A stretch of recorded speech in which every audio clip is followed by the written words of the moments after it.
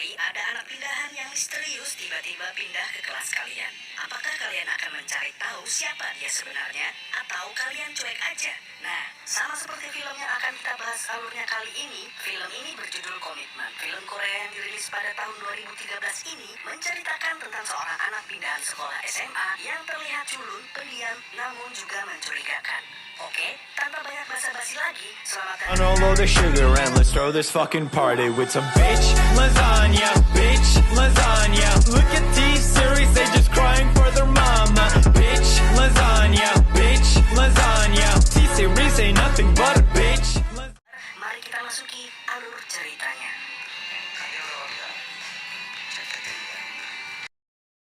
Seorang pria nampak duduk makan malam di warung sederhana milik seorang nenek.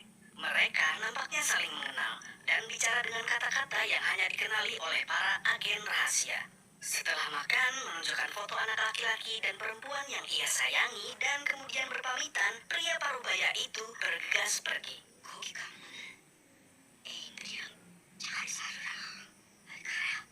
Tak lama kemudian, dia dikejar sekelompok polisi.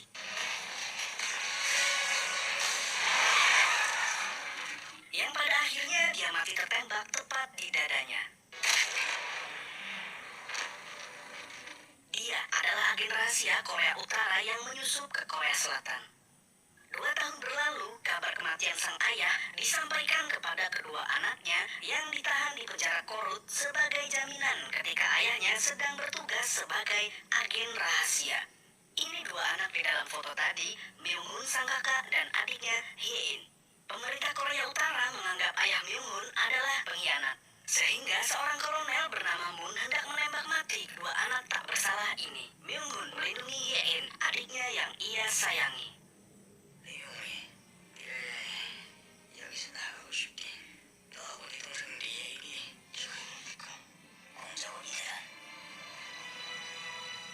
Setelah adanya pertimbangan, Kolonel Moon memutuskan untuk tidak jadi membunuh Myung-hun.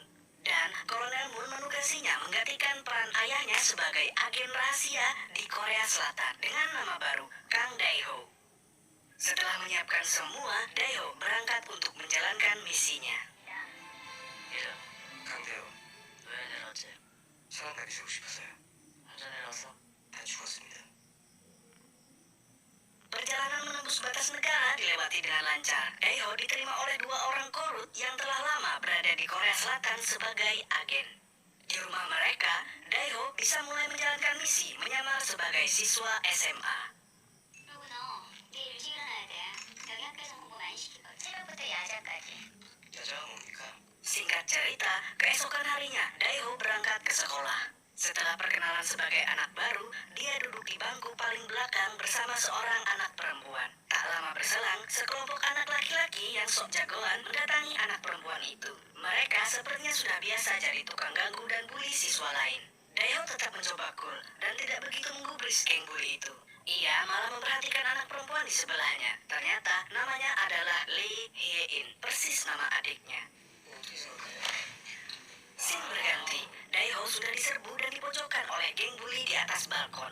Dia dipukul tepat di wajahnya sampai bibirnya berdarah. Tapi Dae-ho tetap dingin tak bergeming.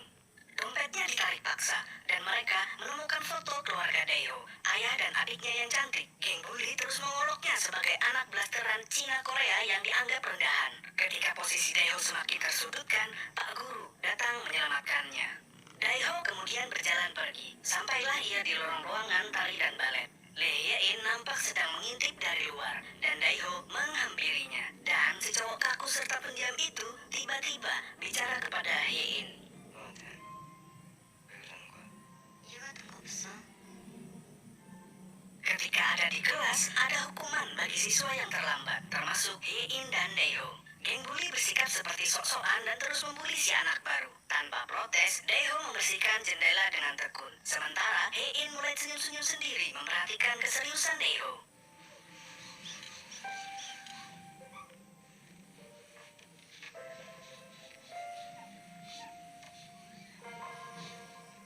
Sesampainya di rumah, Dae-ho mendapatkan paket yang berisi sebuah telepon yang ternyata itu adalah misi pertamanya. Dia diminta untuk mencari dan menghabisi salah satu agen dari unit 35 yang sangat berpengalaman, namanya Big Dipper.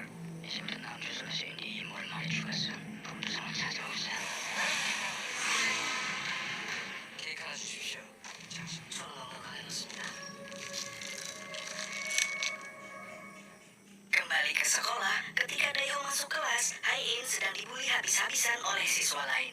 Dia dilempari sampah yang banyak sekali jumlahnya. Dengan sabar, ia membersihkannya. Dan Daeho yang merasa kasihan, dengan tenang, dia membantu Hae-in merapikan semuanya. Setelah kejadian itu, mereka kembali belajar. Ketika pelajaran biologi, saat Daeho diam-diam memperhatikan Hae-in, dia dikagetkan oleh pertanyaan sulit dari Pak Guru. Dengan peka, Hae-in memberinya kunci jawaban. Daeho sepertinya dalam kesulitan, tapi ini yang dilakukan Daeho. 백성 특징과 선자의 생명 특징, 흰살 근열이 이루어지니까 유전은 체세포에 의한 유전으로 같은 염색체, 정답은 5번입니다. Kita berpindah ke ruang tari dan musik. Selepas kelas hari itu, Daeho mencoba memainkan piano. Dia teringat waktu bermain piano bersama adiknya, Hae-in, adik yang sangat disayanginya.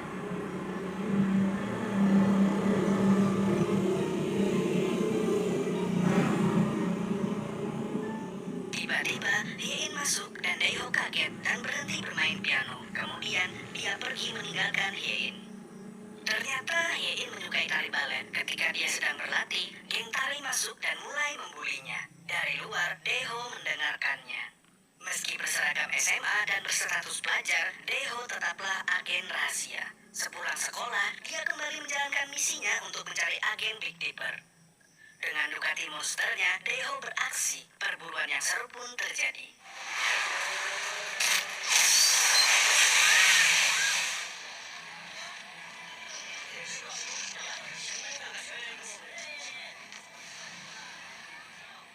Kejadian itu membuat Daeho mulai ditandai oleh polisi. Dia dicurigai secara serius karena telah menimbulkan kekacauan.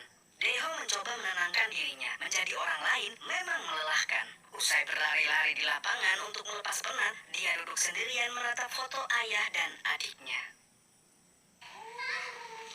Seketika, Daeho mendengar ada suara gadis dari lab sekolah. Di sana, Hae-in sedang dibully oleh geng bully. Uang miliknya dirampas oleh geng bully. Tak hanya itu, seragamnya pun sampai robek oleh anak-anak nakal itu. Daeho bergegas masuk melihat Hae-in teman sebangkunya dilecehkan oleh geng bully. Daeho yang tak banyak bicara dan cuek langsung bertindak.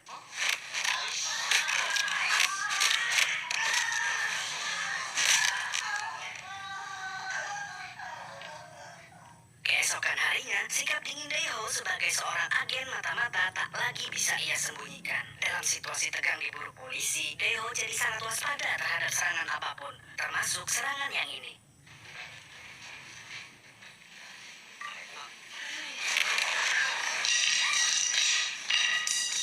Di kelas, Daeho tidak melihat Hae-in masuk sekolah hari ini. Scene berpindah ketika geng bully yang babak belur tak karuan sedang membicarakan tentang Daeho dan ingin membalasnya. Daeho datang menghampiri mereka. Dia khawatir dan menanyakan keberadaan Hae-in. 어딘지 알지? Daeho pun sampai mengunjungi tempat bekerja part-time Hae-in. Dia terus mencari temannya itu kemana-mana. Dalam kebingungan akan keberadaan Hae-in, sepulang sekolah, Daeho dikagetkan oleh suara yang memanggil namanya. Ternyata itu Hae-in. Dengan rambut barunya, Hae-in mendatangi Daeho. Daeho nampaknya berusaha menyembunyikan kekhawatirannya dengan tetap bersikap dingin berjalan pergi. Tapi, Hae-in menahannya. Hae-in meminta bantuan Daeho. Roll all the sugar and let's throw this fucking party with some bitch lasagna, bitch lasagna. Look at these series, they just crying for. Hae-in ingin sekali berlatih menari balet di tempat balet selepas dia memutuskan untuk keluar dari sekolah. Ketika hendak pulang, Daeho melihat sepasang kakak adik bermain air di jalanan. Ia teringat kepada Hae-in adiknya, dan dalam guyuran hujan hari itu, Daeho berbagi cerita kepada Hae-in kawan baiknya itu. 너랑 있는 것 같아. 알았어. Kedekatan Daeho dengan Hae-in semakin hari semakin akrab. Hae-in menceritakan bahwa ia telah kehilangan semua anggota keluarganya. Hae-in membawa Daeho ke sebuah taman yang dimana di sana terdapat sebuah gambar peta dunia. 미안해, 내 꿈이 있거든. 그래서 찾아봤더니 여기 유명 무용단이 있다는 거야. 멋지지? 너도 해볼래? Singkat Singkat cerita, malam semakin larut. Ketika Daeho pulang ke rumah, orang tua angkatnya sudah mati di tangan Big Dipper. Bukannya pergi, Big Dipper malah menunggu kedatangan Daeho. Dengan santai, agen rahasia yang sudah sangat berpengalaman itu duduk bersiap menghadapi seorang remaja yang baru datang ke Korsel untuk menjalankan misi. Big Dipper meremehkan Daeho, yang ia kira hanyalah seorang bocah SMA. Tapi Big Dipper salah menilai anak ini.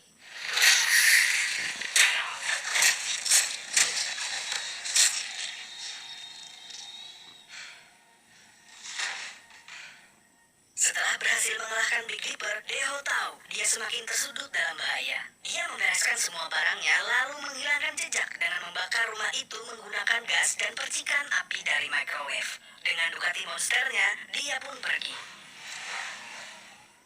Daeho pergi ke suatu tempat. Ya, warung nenek yang kita lihat di awal cerita. Warung ternyata sudah mau tutup dan tidak menerima pelanggan lagi. Tapi ketika Daeho mengucapkan sebuah kode rahasia,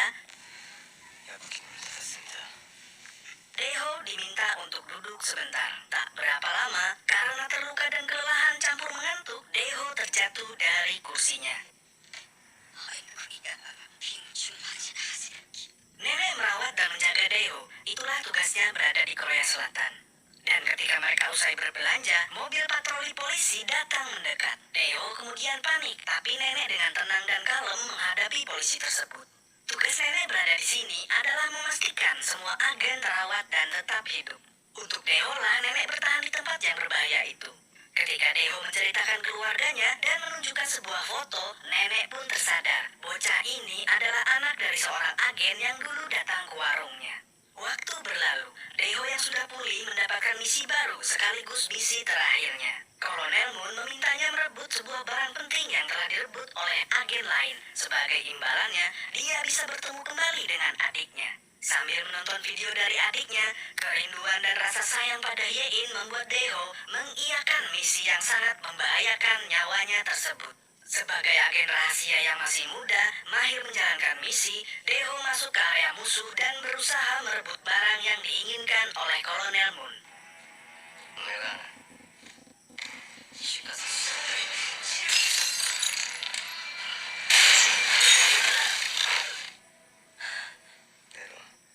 Setelah misi selesai, Daeho terpikir untuk mampir ke toko baju sebelum meninggalkan Korea Selatan. Dia membelikan sweater baru untuk nenek pemilik warung. Daeho yang dingin dan cuek itu ternyata punya kelembutan hati pada nenek yang telah menjaga dan merawatnya. Ketika ia sampai di warung nenek, dia makan dengan lahap dan setelah itu memberikan hadiah kepada nenek. Nenek mengatakan bahwa seleranya jelek karena warnanya norak, tapi keakraban itu segera usai. Dengan sedih, sama seperti ayahnya waktu itu, Daeho pun berpamitan.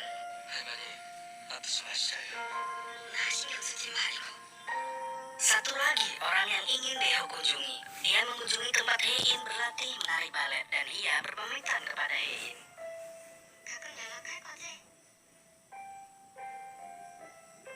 Setelah itu, ia berada di taman bergambar peta dunia. Dia memindahkan permen karet yang dilemparkannya kemarin dari lautan Pasifik ke atas tanah Korea Utara. Ya, dia ingin pergi ke sana.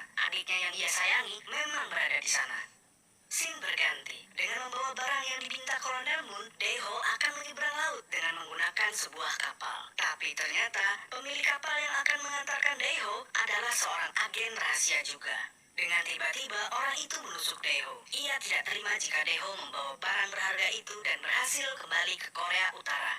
Perkelahian yang terjadi membuat Daeho terluka.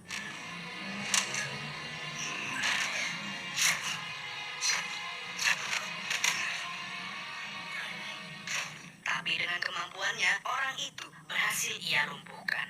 Dalam kondisi terluka karena tertusuk, Daeho yang merasa dirinya makin tidak aman mencoba mencari perlindungan kepada nenek pemilik warung.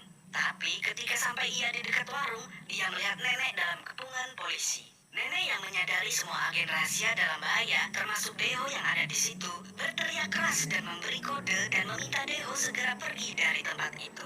Daeho sempat ragu karena dia ingin menolong nenek, tapi semua terlambat. Peluru menembus sweater pemberian Daeho, tepat pada dada nenek.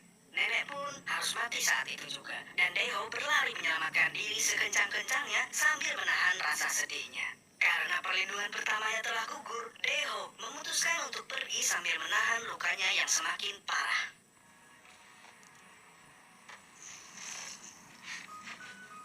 Deho datang kepada orang yang tepat. Yein dengan sangat perhatian merawat Deho yang terluka. Ketika sedang menemani Deho yang beristirahat, berita dalam televisi membuat Hein tahu siapa Deho yang sebenarnya. Sementara itu, pemerintah Korsel menerapkan aturan keras dan menindak semua orang korut yang dijulukai sebagai mata-mata. Semua harus dimusnahkan. Dalam keadaan yang sangat genting itu, Kolonel Moon kembali menelpon Deho. Ia menganggap Deho telah berkhianat dan sengaja tidak pulang membawa berlian itu. Walaupun kenyataannya bukanlah demikian, dengan licik, Kolonel Moon merencanakan pertukaran dengan Deho. Berlian itu ditukar dengan keselamatan Yein, adik Deho yang dibawa ke Korsel. Ini melibatkan adiknya, dan Deho benar-benar tidak bisa tinggal diam. Deho lalu pergi diam-diam meninggalkan Hein, dan meninggalkan foto keluarga serta secari surat yang sangat penting. Penasaran isi suratnya? Akan saya bongkar di bagian akhir kisah ini.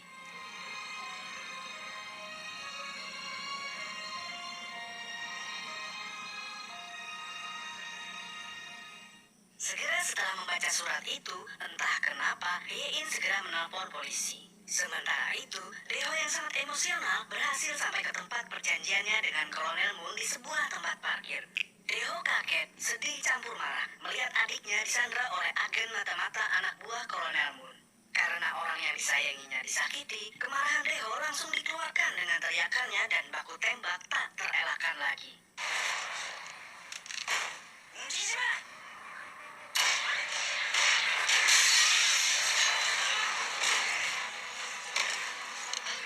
Sebagai seorang kakak yang sangat mencintai adiknya, Deho mencoba menyelamatkan adiknya. Ketika adiknya dibawa pergi, Deho mengejarnya dengan sekuat tenaga. Sampai akhirnya, polisi mampu mengamankan Yein. Deho pun memilih untuk lari menyelamatkan diri dari kejaran polisi bersenjata.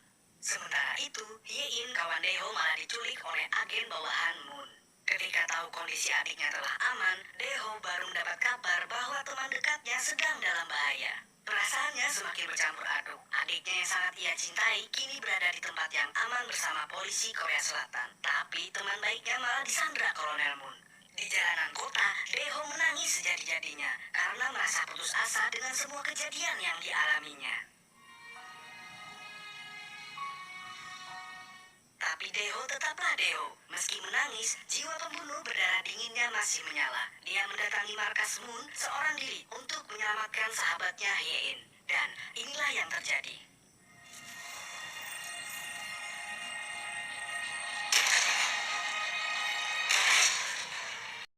All of the sugar and let's throw this fucking party with some bitch lasagna, bitch lasagna. Look at these series, they just crying. Deho akhirnya bisa membawa Hein pergi dari situ. Tapi Kolonel Moon dan bawahannya belum sepenuhnya mati. Meskipun Deho dalam posisi tersudut, dia meminta Hein untuk pergi menyelamatkan diri. Kini Deho berhadapan langsung dengan Kolonel Moon. Tak lama kemudian, seorang polisi pun datang. Mereka bertiga saling adu argumen dan siap menembak. Deho yang sudah terluka parah benar-benar kebingungan dengan apa yang terjadi. Akhirnya, dia memilih untuk menembak Kolonel Moon dan menyerahkan dirinya kepada polisi. Singkat cerita, polisi berhasil membawa Deho keluar dari tempat itu. Kolonel kini telah mati, dan misi pun telah berakhir. Masih tersisa satu hal yang Deho inginkan, yaitu bertemu dengan adiknya. Tapi di perjalanan bersama Hein di dalam mobil, Deho mendekati ajalnya. Dengan perlahan, dia menghembuskan nafas terakhirnya. Yein pun menangis sekeras-kerasnya.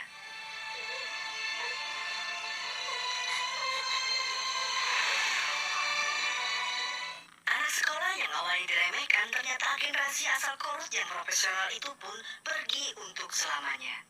Tapi dia mati dalam keadaan bahagia karena telah memastikan Yein adiknya dan Yein teman dekatnya selama hidup di Korsel yang sangat ia sayangi selamat dan tetap hidup.